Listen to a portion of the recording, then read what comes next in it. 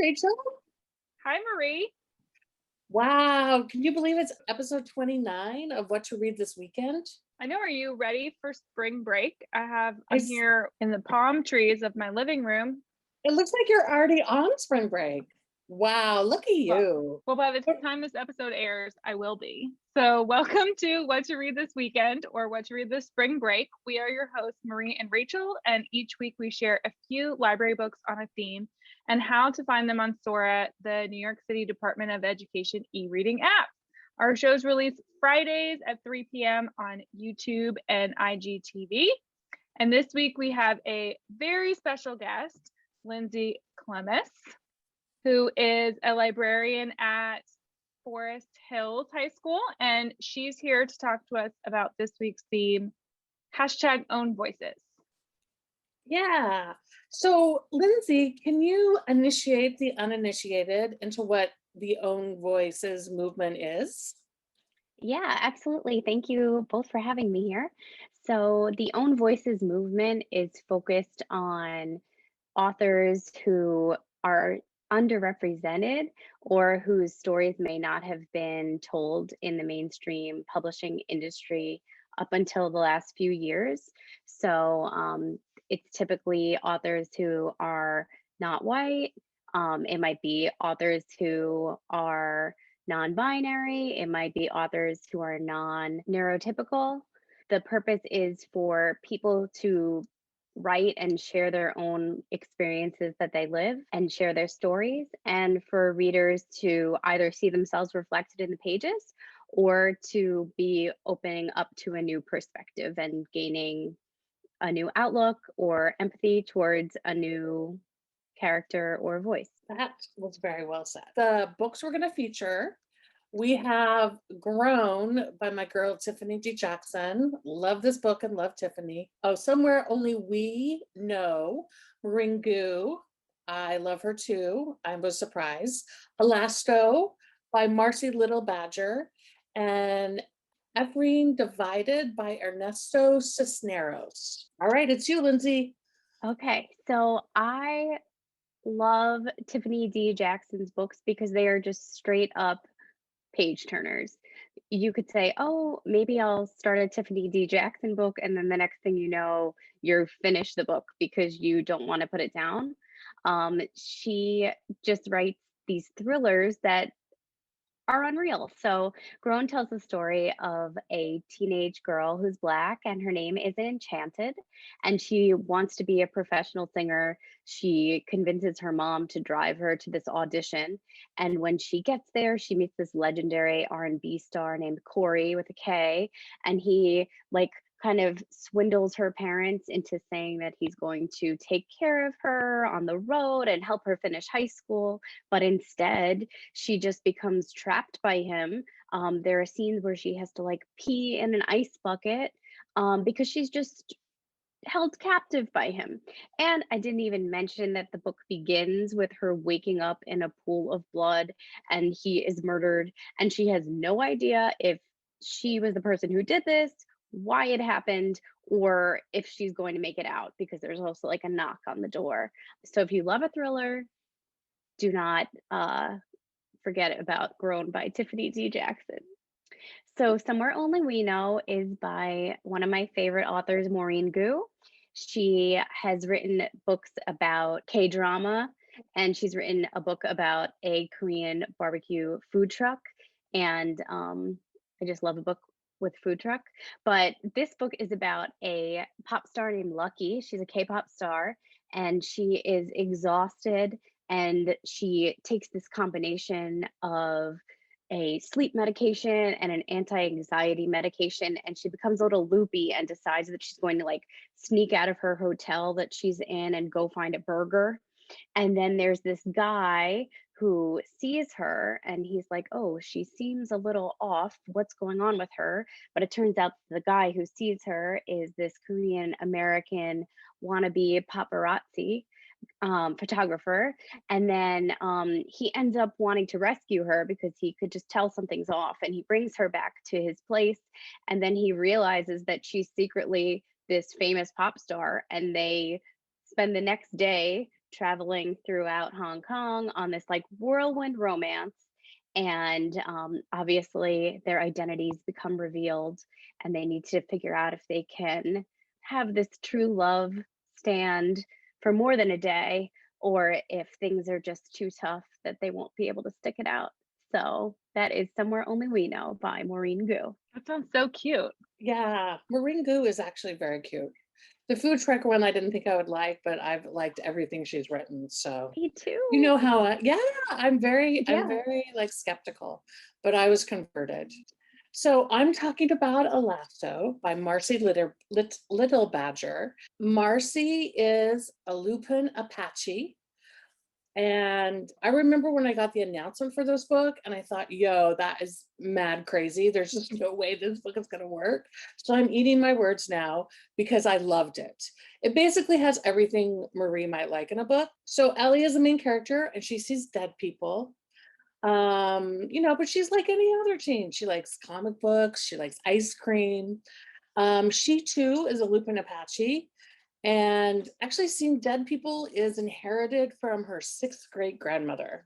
There is a mystery. There is a whodunit to this, and her cousin Trevor suddenly dies unexpectedly in what appears to be a car accident. Of course, because she can see dead people, his ghost appears and says, "Protect my wife and child," and kind of like leaves it at that. As the story evolves, she realizes that she has to rid her community of an ancient curse. And she has to call upon her lineage and her skills that lineage gives to undo the curse. But she does find that some of her relatives were actually a part of the curse, which makes it much more complicated for her. So this book definitely talks about colonialism. It is a fast-paced whodunit mystery. The pictures are beautiful. There's a vampire committee all woven into it, and it's all infused with Lupin Apache culture. And that's like actually one of my favorite ways to learn about a culture. I loved this book. And if it sounds crazy, it's not. Just jump in. You're really going to enjoy it. There was also a lot of ice cream in that book, Marie, Yes. right? There I was love a lot ice of cream. Yeah, I was there Yeah. for the ice cream. I was gonna say, I should have said the reasons I love it. There's ice cream. She has a paranormal dog. She has a ghost dog. I mean, there's so many great parts to this book. I'm talking about EFREN Divided by Ernesto Cisneros. EFREN is our main character. He's on the cover. Like many kids who have US citizenship but undocumented parents, EFREN lives with a lot of anxiety every time one of his parents leaves to go to work, to the bodega, out. There is a fear and uncertainty that they may never come back.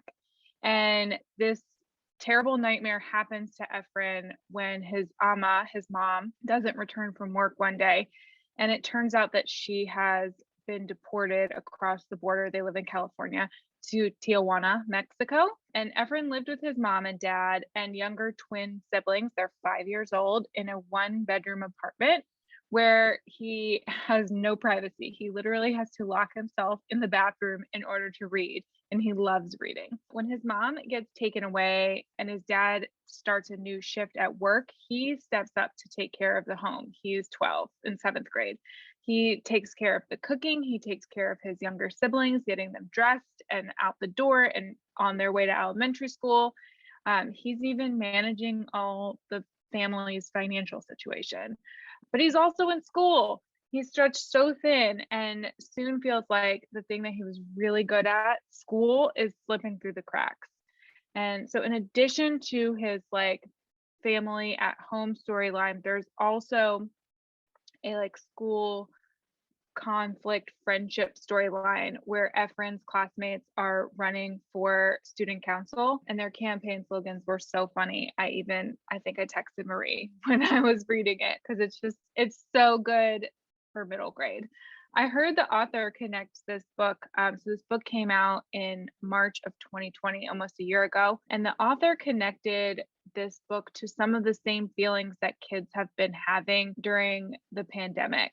The uncertainty and anxiety around schools being closed, loss of family members, whether they're gone from the home or if they've passed away, unknown future situations. I really think that any kid who's ever taken care of younger siblings will totally relate to EFREN. What I really liked about this book, as Marie would say, were the themes of perseverance and strength of Latinx families, of EFREN, of his mom and dad, of the families and the folks that they meet along the way. I also liked that the author's experience of being a teacher made its way into the story. The role of teachers in the story as these both good and evil forces within education, definitely clear that he himself is a teacher. When I heard the author talk about this book, he talked about how important the role of education was in his upbringing and how he wanted to kind of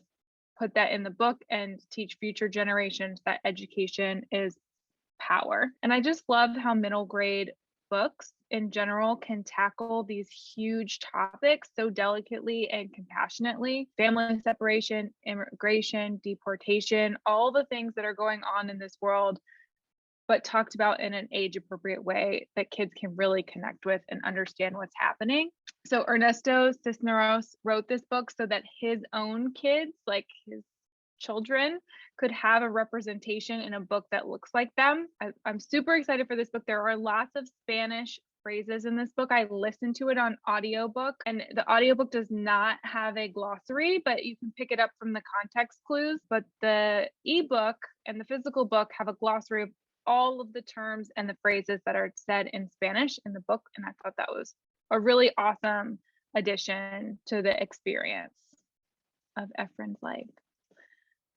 So we just want to give a shout out to Lindsay for being here and also suggesting all of these own voices titles.